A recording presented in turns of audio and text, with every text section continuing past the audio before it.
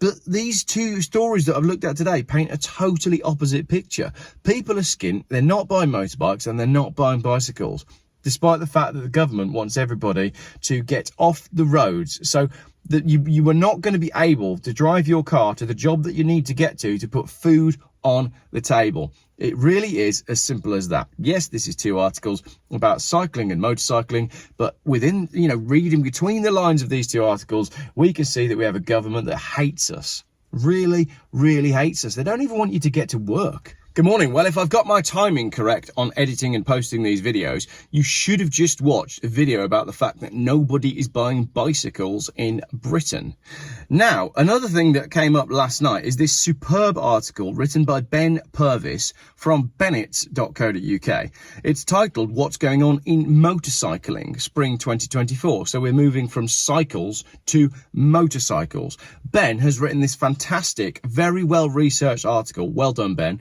On the status of UK motorcycling. It's pretty long, so I'm going to put a link in the description, but I'll try scan through some of the key points for you, because if you watch my cycling video, I'm pretty much going to say all of the same things.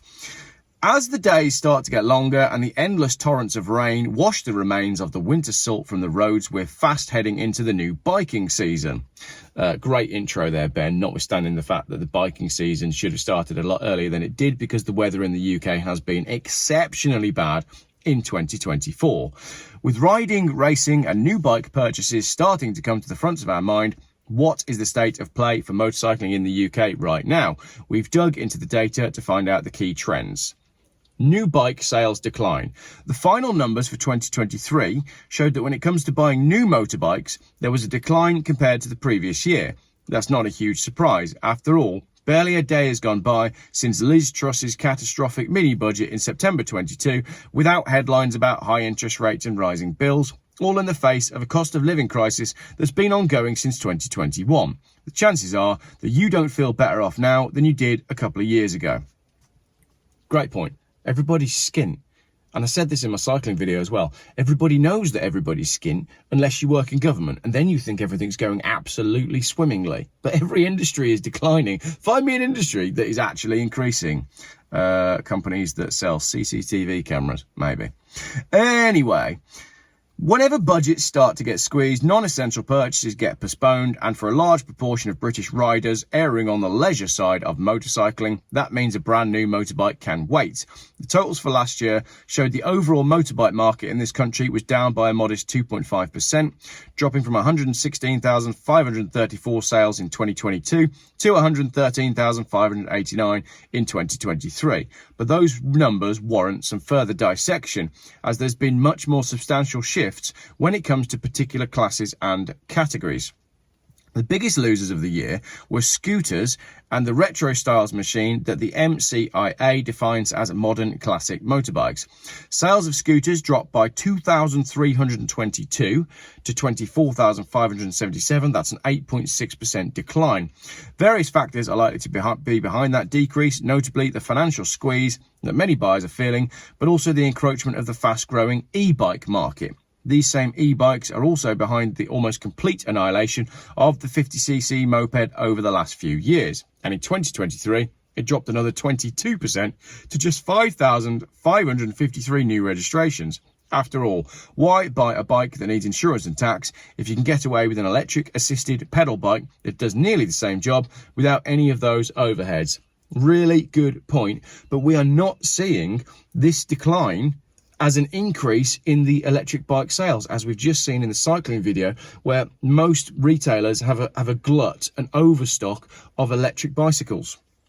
Although there was a double-digit decline in the touring bike market, down 12.3%, it was already at a low level, so the actual numbers only slipped from 2,942 registrations in 2022 to 2,580 in 2023. The unstoppable rise of the adventure bike, many of which are used purely as tourers, is the reason for that. But the slowdown in the modern classic arena, with sales dropping by 1,179 from 12,117 to 10,938, could be a sign that tastes are moving away from 1960s inspired machines after several years of sustained growth in that segment. So things are changing in the motorbiking world, and people want to buy adventure bikes because they want to think that they are Ewan McGregor and they are going to do really epic bike trips. Exactly the same in the car market. The whole reason people buy 4x4s is because they want you to think that they live an active lifestyle when actually they probably don't. So on those adventure bikes, turning to the climbers in the charts, adventure bikes are still rising in 2023 and saw further increases. So now they account for 19% of all new motorbike registrations, but the rate of growth is dropping. 2021, the adventure motorbike sector grew 19.6%. 2022, it was 4.8%. And 2023, it was 1.9%. So Ben says, are we reaching saturation point?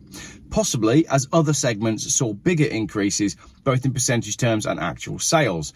Naked bikes, for example, these are bikes without fairing, grew 5.5%, extending their lead over the adventure models and now have a 22% market share, remaining the most popular category overall.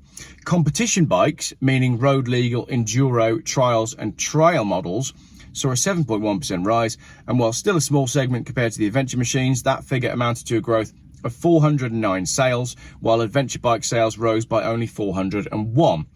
Even sports bikes, in decline for many years since their days as the dominant life form in the UK motorcycling, are having a resurgence. 2023 marks the second consecutive year of growth, up 3.9%, following a 7% increase in 2022. So the report then goes on, and as I said, I do recommend you go and read the report because it is very, very good. It goes on to talk about what the most popular type of new bikes are, more than about the resurgence of the sport bike market and the fact that, 2023's was dominated by Ducati's Panigale V4, and its sales illustrate that there's still a large segment of customers for whom the term cost of living crisis is something that only applies to other people. This Ducati is £38,995. That's a very, very expensive bike. So basically what all of these things are saying, the same with the cycling one, the people that have got money, that like to spend money on the top end stuff, are still doing so. It's the entry level where we're not seeing any growth. People are not entering the market. A case in point, 50cc scooters have dropped off a cliff, which funnily enough is the way to make them go the fastest. Have electric bikes tripped a breaker? There's a huge push towards electric motorcycles at the moment, whether in the form of R&D and investment or government policy, but the sales figures show that customers have yet to be convinced in any substantial numbers. The total UK market for electric bikes nosedived 37.8% in 2023, dropping from 6,500 sales in 2022 to 4,000 last year. Of those, the vast majority were at the low end of the market, with 1,762 falling into the sub 5 horsepower moped category and 1,956 in the 5 to 15 horsepower 125cc equivalent segment. Just 58 electric bikes over 47 horsepower were sold in 2023, exactly half the number of that category sold in 2022. Wow. So the electric motorbike thing, like the electric car thing, is just not happening. It all points to a lack of progress in a field that really should be seeing a breakneck pace of development, and reconfirms that despite a lot of bold talk, there's still virtually nothing in the higher end EV motorcycle market from any of the established brands. I think that's a good thing because it means those established brands are going to last. So the report goes on to talk about how you buy a motorbike and the changes in interest rates, and the fact that we're now not in this magical era of 1% interest rates and you're more likely going to be paying 10% to buy your motorbike. And it then concludes by basically saying the election hangs over all of this. We've yet to hear what each party has planned for motorcycling, but be sure that once campaigning is underway, we'll be pushing to get answers from each of them as to how they want to see it develop in the future. So a lot can change in the motorcycling world, but the bit that I did want to read you, if you're still with me in this video, is this bit at the end, because I thought it was quite funny. Talking about the used motorbike market, and Ben has gone in and got some statistics on how many bikes, used bikes, changed hands in 2022, and this is quite fascinating. In 2022, there were a total of 504,602 used motorbike sales based on the number of changes of keeper recorded on registration documents. Out of those, 325,000 changed hands once, 62,000 had two sets of owners, 12,000 were sold 3 times, and 3,000 had 4 different owners during the 12-month period. Somehow, 1,011 motorbikes managed to have more than 4 owners. Presumably, these are absolute lemons that owners can't wait to get a shot of. And another 2.4 million registered bikes didn't change hands during the year. So I just thought that was really funny that there's 1,000 motorbikes out there that have changed hands 4 times in a year. I mean, there's lots of reasons that you might sell a motorbike, but I just like the idea that these motorbikes are absolutely rubbish and they're going to end up with like 53 owners on the V5. Right.